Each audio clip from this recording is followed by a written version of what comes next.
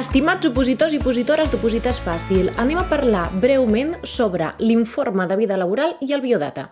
Comencem per veure què diuen les bases. Les bases diuen que el dia que feu el test de competències heu de presentar un informe de vida laboral i heu d'omplir un qüestionari. Com aconseguim l'informe de vida laboral? Doncs bé, heu d'anar al Google i heu de posar informe vida laboral. Entreu, us identifiqueu i el demaneu. Pel que fa al biodata, què ens pregunten?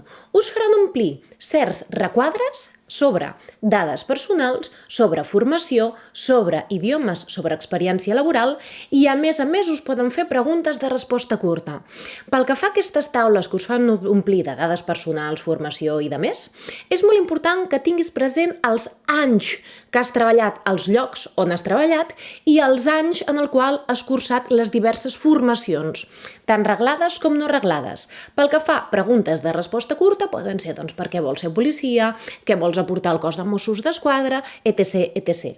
Prepara't bé aquestes preguntes i recorda't de demanar l'informe de vida laboral amb temps suficient. Moltes gràcies per la teva atenció.